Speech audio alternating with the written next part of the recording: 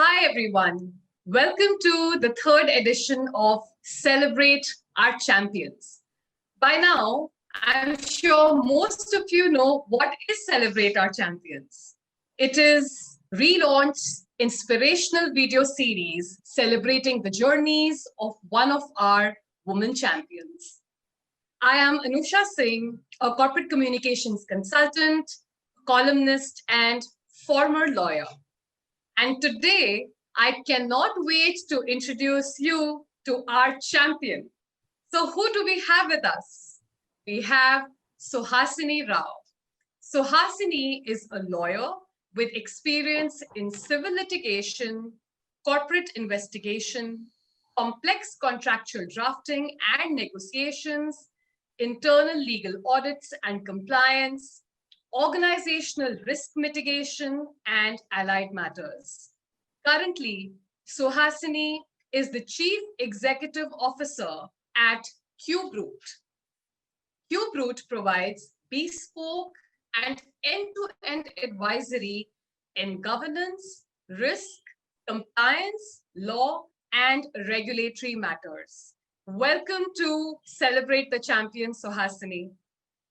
Thank you so much. It's absolutely lovely to be here, and it's always been a pleasure to work with the relaunch team. So thank you so much for having me today. I'm really excited. Same here, Suhasini. We are absolutely pleased to have you in our midst, and I'm sure the viewers are going to have a ball here on. So I have painted a very intense introduction of you so far. So nothing to take away from the gravitas of a prolific career that you have had for the last 10 years, ranging from in-house teams to policy work and even the UNDP. But let's begin with knowing you as Suhasini outside the workplace. Who are you and what do you do outside this entire, the role of law and governance and everything you do there? Okay. So who am I? It's interesting you should ask me that, because as much as I love what I do, and I'm very, very grateful to have the opportunity to actually do what I enjoy for a living, it's not the entire identity of who I am. Okay, I've made a conscious effort to know that and remind myself of that, because it's important to have these different aspects of yourself, because there will be times in life where something's a little nicer than the other, something's a little more stressful than the other. If you put all your eggs in one basket, it becomes a very heavy basket to carry. So who am I apart from being a lawyer? I'm somebody who absolutely enjoys feeding people and cooking and everything to do with food. I do not call myself a foodie simply because you will not find me on Zomato or Yelp or any of those sites. It's food fascinates me. I'm deeply engrossed in the concept of how food shapes the human existence. So I read a lot about that. I do read a little bit. I won't call myself too avid a reader anymore. My attention span is, well, quite diminished thanks to technology, but I enjoy a lot of anthropology, a lot of human behavior science, behavioral sciences. In our past lives where we could travel, I used to travel and enjoy traveling quite a bit, which of course is severely changed now. I won't call it restricted, but changed.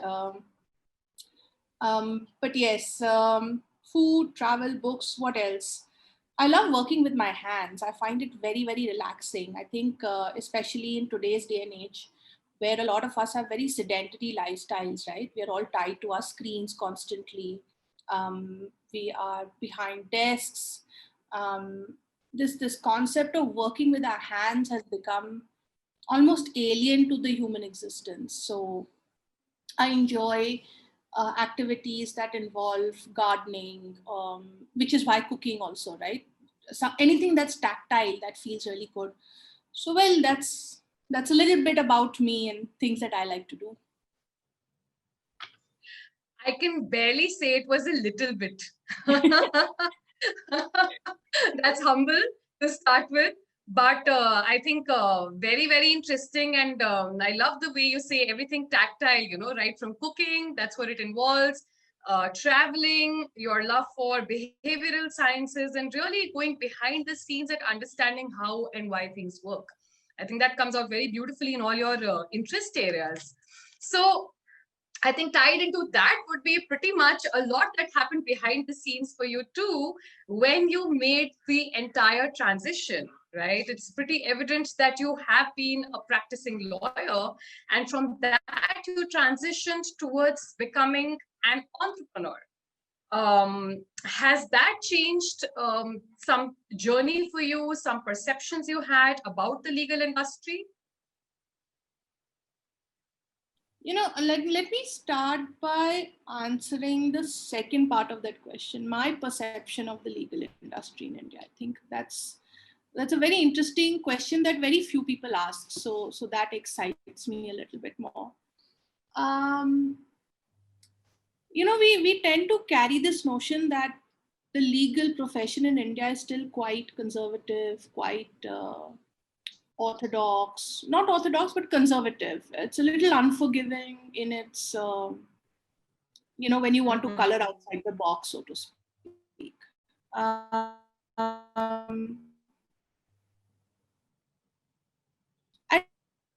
don't know. I think my case, and I know a few others, we've been really lucky to have that flexibility. And I don't think that flexibility is ever handed to you on a platter.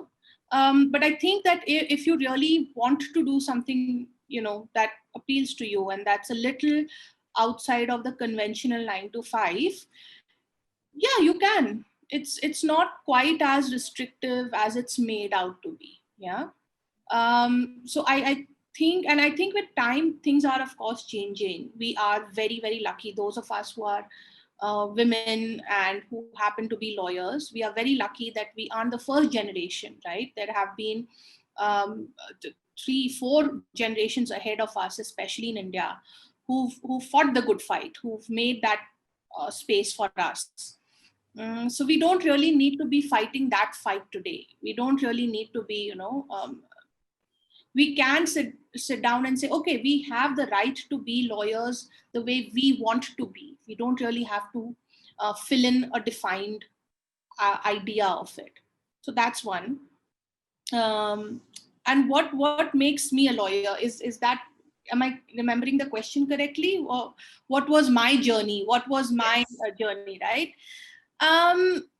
Believe it or not, I joined law to focus on environmental law, by the way, because my first job right out of school was in environmental sciences and environmental protection. Unfortunately, well, destiny had other ideas, and environmental law is not offered as an honors subject or a specialization anymore. And I ended up graduating with a degree in law. Coincidentally, I happen to be somewhat possibly decent at it, and I can manage to eke out a living. So that's a good thing. But the journey has been primarily looking at options at every crossroad and making a decision. What is it that I can live with as a decision? I think that is something that we all should sort of have, that level of honesty about ourselves. We tend to get caught up in a lot of aspirational noise. Oh, my peers have an offer from this big brand, my friend has such a big pay packet, or I should be making so much, which is all very good. It's good to know the reality you live in, but ultimately I think that the decision has to be driven by, at the end of the day, when I go to sleep and I close my eyes, what is it that I can live with and what is it that I can't live with?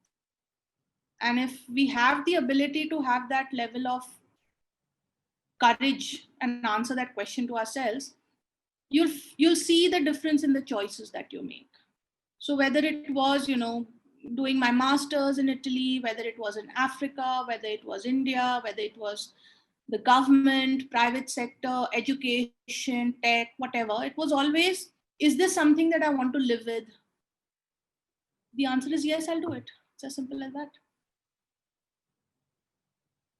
I think you've made two very powerful statements here and given our viewers two really critical thoughts to take away here. One, of course, which you said that, it's a privilege to be the generation of lawyers that we are today.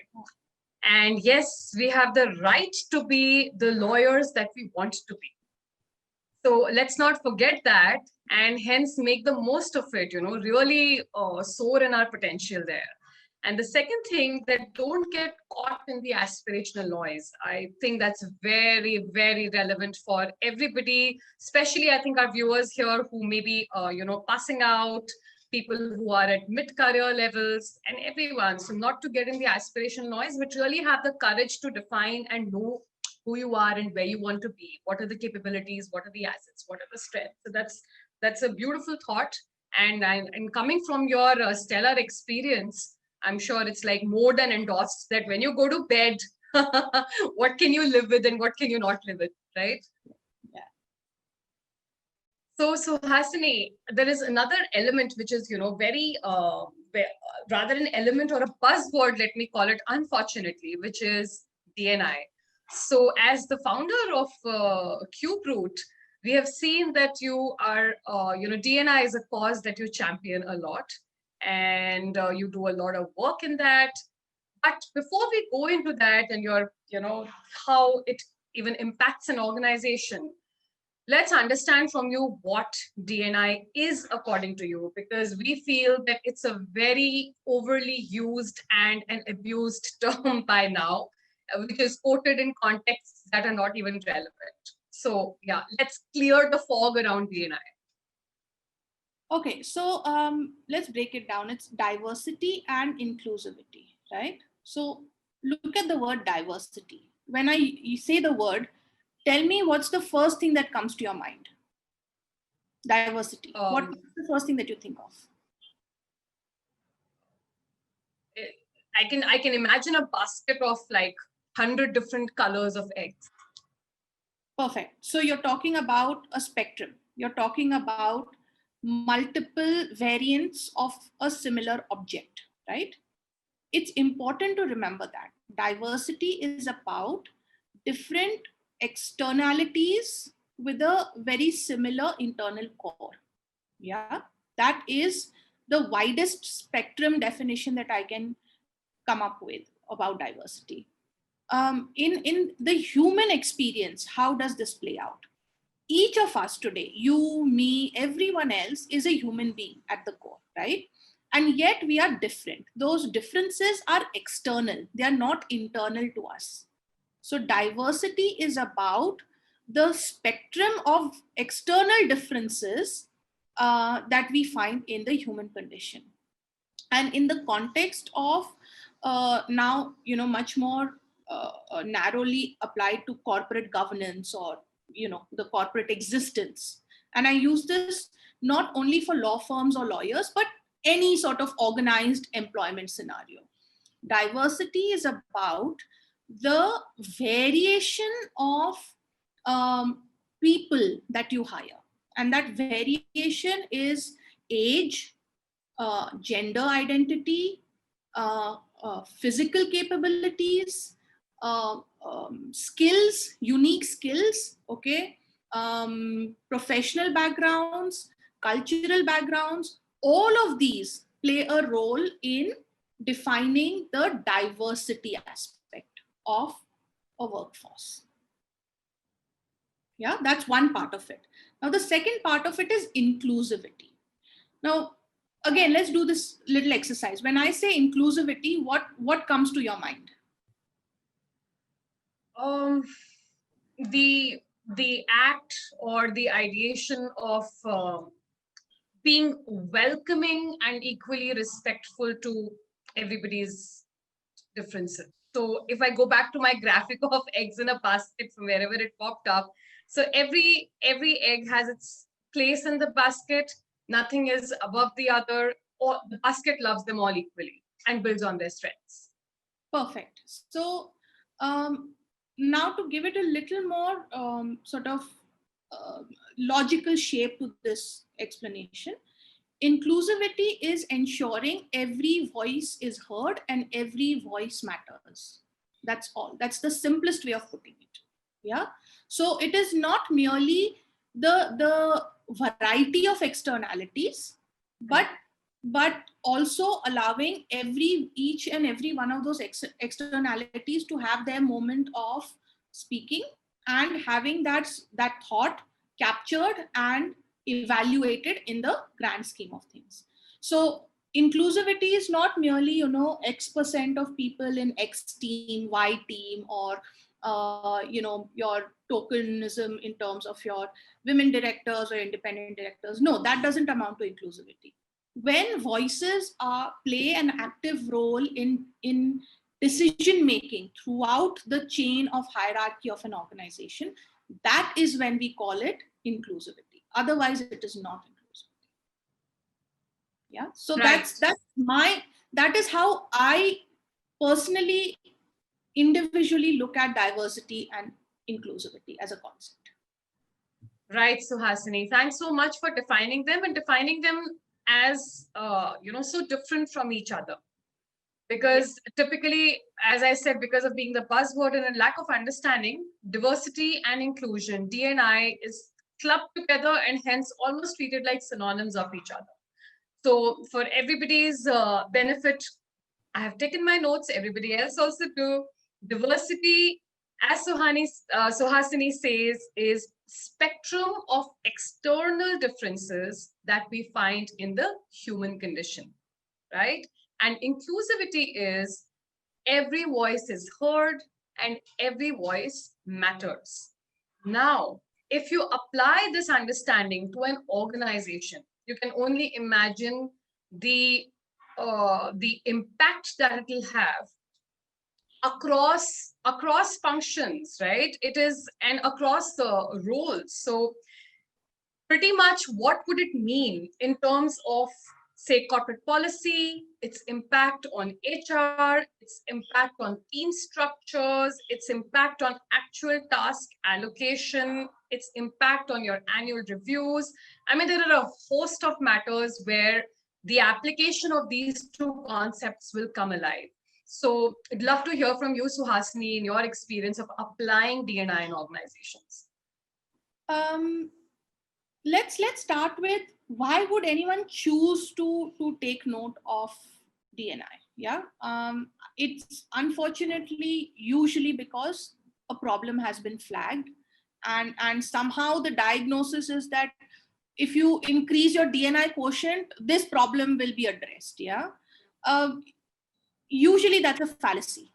Okay, getting the diagnosis right is very, very critical. This is something that we always talk about in the work that I do in corporate governance.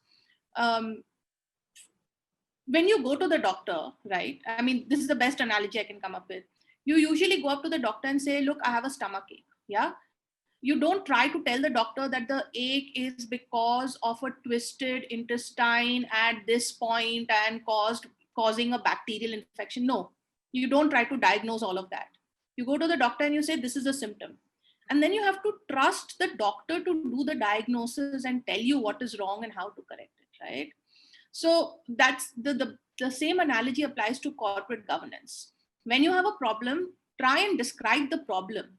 Leave the diagnosis to whoever it is you're asking for that help for, right? And so when you come up and say, oh, look, we have a D&I problem, come and fix it. No, you have a problem. Let us first diagnose whether it's a D&I problem or whether even if D&I is going to solve that problem or not. That's one. Secondly, how does D&I actually affect an organization? It definitely varies from sector to sector. Okay, it varies whether you're a manufacturing sector, whether you're a services industry, whether you're, gender agnostic. For instance, all your banking, IT, and all of these are gender agnostic. It doesn't matter who is sitting behind the desk and doing the work. So long as they have the capability, that's fine. You're good to go. So in such organizations, obviously D&I can be applied very, very differently. It shouldn't even matter. It should become normal to have a person without questioning what gender, what age, what cultural background they come from. It is irrelevant. Whereas in certain other sectors, because of externalities to the organization that they have no control over, you do need to fill certain positions with certain uh, personal capabilities. For instance, if it's a high physical risk assessment job, then there are labor laws which mandate you can only have employment of a certain type at a certain point of time, right? So all of those things come into play. What does it mean to have a D&I positive organization? The bottom line is it means it is an organization that is aware of the differences amongst people. It listens to its people, and it is open to change. A D&I positive organization is not one which says, oh, we have 33% women and we have, we are friendly towards different orientations and we have no problem, we don't have a particular viewpoint on religion, culture, all of that. No, that is not D&I. D&I is very simply a management that says we agree that people are different. We do not bother about those differences. We bother about the merit and the performance. We enable people to apply for jobs. And once they apply for those jobs, we listen to them and we give them the same voice and we value their voices equally. That is all that D&I requires. And once you break it down to that fundamental level, you'll notice that this applies to everybody. It applies to law firms, it applies to in-house law teams, it applies to, like I said, manufacturing, IT, banking, anything and everything. Take the principle and apply that. It's breaking down the whole thing to an absolutely fundamental level is so key to define and understand anything. And I think the point that you started with, which is, to define the problem. There is a problem at hand, define the problem, and don't just jump the gun and call it a D&I problem. So don't diagnose it. That's like the starting point. I think if you can get that right as an organization, then things flow. So I think that's really critical for everybody's whole understanding of D&I and also a successful application. Imagine a whole initiative has gone through and you realize it was never even a D&I issue, so to say, And the whole bit about being aware of the differences, listening to people, and being open to change. It all stems from, I think at the root of it, it goes down to social conditioning and mindsets, which allows you or does not allow you to be open to this whole perspective towards applying D&I. Only then can one go beyond the indicators of so-and-so hires done, percentage of women in the organization, percentage, or a person sitting at the front desk who is specially able. So definitely, I completely agree with you. And I'm sure most organizations are aware of that that's not practicing D&I really. Yeah.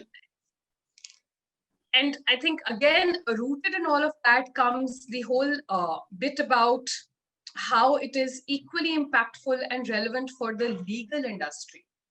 What's your thought on how D&I is perceived and applied? Does it also at the very fundamental level, do you see that kind of awareness and application of the concept as truly it is in the legal industry? I think, first of all, the legal industry, which I differentiate from the legal profession, by the way, okay, is still definitely more conservative than, the legal industry is more conservative than the legal profession in India. Let me put it that way. That's point number one. Point number two, the legal industry comprises of your law firms, it comprises of your in-house teams, anybody who provides legal services. A broad brushstrokes of a definition. I don't think they acknowledge diversity at all. To be a part of the legal industry, you have to fit into a certain mold. That is it. There is no question about it. Again, I'm making the distinction that to be a legal professional in India is very more flexible than being a part of the legal industry. The two are different. Could you explain a little bit, Suhasini? Sorry to interrupt, but could you explain for the benefit of our viewers the clear differentiation you're drawing between the two, and then answer on the DNI aspect of the two? Perfect. So legal profession and legal industry. Yeah, you are a legal professional. For instance, you have a degree to practice law, but you are connected to law in some way or some shape or form in your professional work. But it is not, you are not a lawyer with a law firm. You're not a lawyer in an in-house position. So you're not a part of the legal industry. You're a legal professional. That's the difference that I'm making. Me, for instance, I am a lawyer by qualification. I have a master's as well, but I don't belong to the straight-jacketed sort of law firm, in-house, chamber practice. I am a legal professional, but I'm not within the legal industry. So that's the distinction that I'm making. Right. So if you are doing what you're doing and I'm doing what I'm doing, clearly we are flexible enough as professionals. The legal profession in India is fairly open-minded and getting there. Maybe it's not as comfortable as we would want, but then, this is not a Christmas wish list. We are getting there one day at a time. But the legal industry is much more narrow in its outlook, in its view.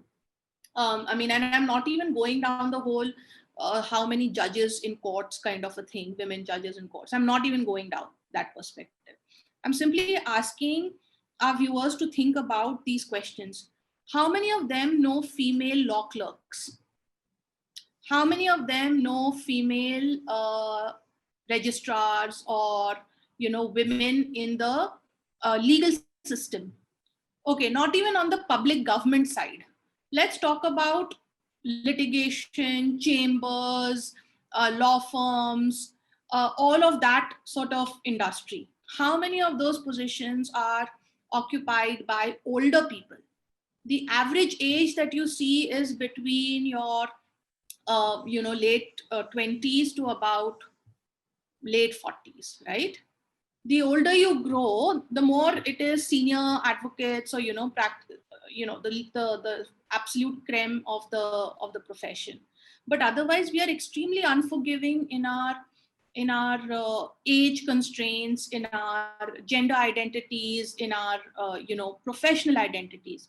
So clearly, diversity and inclusivity as a concept has not even reached that area. Forget being understood, practiced, and applied over there. Right? Right.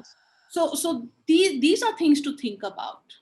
I started off my career before the Jaipur bench of the Rajasthan High Court. When I did, there were less than half a dozen women over there. Less than half a dozen women practitioners. Today, that same High Court has an amazing lineup of women practitioners. And yet almost all the court clerks, all the office law clerks, all of them without fail are men. Right? So these That's are things to ask about diversity and inclusivity in our profession. For instance, look at the legal tech and the regulatory tech landscape. I am personally aware of at least 2 teams that are female-led, okay, in the law and reg tech in India. I'm sure there are more, and I hope there are many, many more that come up. But right now, almost all of technology also is predominantly male. And it's predominantly male in their late 20s, early 30s. Whereas law as a concept, law and medicine are 2 things that you need if you are born human. Right? It's irrespective of, which language, which age, which culture, which nationality, which part of the world, which gender, which orientation, you always need some access to law and justice. And you always need some access to medicine. These are 2 things that are fundamental to the human existence. So in that case, my question to the entire legal tech and the reg tech industry is, where are you representing the needs of all of these people that fall into the spectrum of the human existence? Right, right, Suhasini. And what do you think is, I mean, you've brought out a whole lot of challenges there in terms of course, ageism is a huge one. Ageism, the whole notion of gender, the whole notion of there are typecasts around how you need to be as a practitioner in the legal industry. How an in-house practitioner should appear like, the tone he should be using or she should be using, and I think that pretty much puts off a lot of women from being part of the workforce because there are certain qualities that are associated with the profession. Anything you would like to say, probably throw light on or suggest or give a message to women who are wanting to enter the legal industry where DNI has not even forget about practiced, but where it is not even touched? Do it because you want to do it. Don't do it because somebody's telling you to do it. And ask questions. The only way I've gotten where I am today, for whatever parameter of measuring success that you want to apply, you're welcome to do that to my career. But the only reason I've gotten here is because I ask questions. Most of the time when I'm working, I get people will efface their question by saying, excuse me, this is a stupid question, or pardon my silly question. There are no silly questions. There are no stupid questions. Ask questions. Ask them to the assistant sitting outside a registrar's office. Ask them to your notary. Ask them to your court clerk. Ask them to the driver who will drive you there. The amount of information and knowledge that you will get outside of the labels, is what is going to lead you to learn and actually put yourself out there. And the minute you get one foot in the door, try and leave the door open for the next person. That's all I'll say. It's just a paid forward system. I'm here today because somebody opened the door for me. It's up to me to leave the door open for somebody else to come in at some point. I think this is again very powerful thought, Suhasini. I mean, one, of course, do it because you want to do it. Only then it is sustainable, because the conviction is what will carry you through all the challenges. And yes, I mean, it's around giving back, right? You got there, you put a step forward because someone else created that space for you. Giving back and leaving the door open for another person who is, whether in the diversity spectrum or out of it, to similarly walk that path. And there's no doubt, the more there are, the more role models are created, the more mentors from the entire spectrum, the more the entire field will prosper and flourish. Everybody will be happy. So yes, a long way to go. As you said, it's not a Christmas, it's a long Christmas wish list. But yes, very, very, very, very pertinent thoughts to take away. Another concept around DNI, or not exactly around DNI, but the whole concept which we at Relaunch are very convinced about, is the whole concept of agility and flexibility. And we've been talking about it since forever. And now, thanks to COVID affecting the planet, organizations are waking up and realizing, oh my God, it is so critical to be agile. But again, there too, the whole thinking about agility and flexibility, much like DNI are treated as synonyms, wanted to have your thoughts on how you differentiate the two, what they mean to you as a professional. Agility and flexibility are not synonymous. That is very important to know. Okay. For those who have a mathematical bent of mind, or remember, high school math, if it's a Venn diagram, then there is a small overlap between agility and flexibility, but they are two different circles. Yeah. And it's important to remember that. You can be agile without being flexible, and you can be flexible without being agile. Ideal, of course, is to be both agile and flexible, right? What does agility mean? Agility is about speed. It's about maneuverability. It's about being able to change at a short notice with minimum damage to avoid a crisis or disaster, or to capitalize on an opportunity that has presented itself unexpectedly. That is agility. Yeah. Flexibility, on the other hand, is your ability to absorb shock, your ability to withstand difficulty, your ability to accommodate and to adapt to difficult situations, and to try different things at the same time. That is flexibility. So agility, I would say, if you need to visualize, is about like fidget spinners. It's faster, whereas flexibility is like a rubber ball. That's the difference. Yeah. And in an ideal scenario, your organizational governance should be able to do both, and your organizational policy should allow for both. But remember, it's very important to remember, at the end of the day, we are human beings. We are not computer algorithms. You will never have 100% perfection of anything. There is no such thing as 100% perfect DNI, perfectly agile, perfectly flexible organization. There is no such thing. So even accepting that itself is a mark of inclusivity, agility, flexibility, and diversity. Right. I think you've brought the four concepts. Let me not say two, but brought the four concepts together. How one is actually enmeshed with the other. To be able to practice diversity, to be able to be inclusive, you also need to be agile. You also need to be that rubber ball. So, yeah, I think they all come together very beautifully. But and that's why I think it's a mark of organizations that are DNI friendly, that have been able to build inclusive workspaces. One automatically sees, it's very interesting that they also have really strong, flexible policies. That's how it comes together. So even we've also at Relaunch been talking about crafting agile policies for organizations. The impact that has, and the importance and usefulness of it for organizations in the long term. Any thoughts from you around the policies, agility policies for organizations? What is their importance that you believe, and why there should be an uptake of them? So,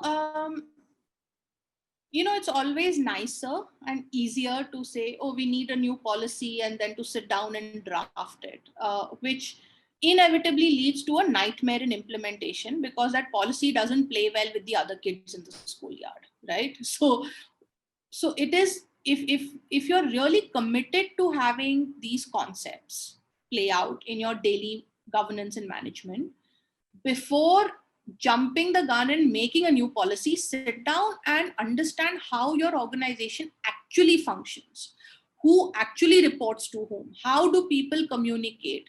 What happens when there is a crisis? Who steps in and takes up the leadership mantle over there?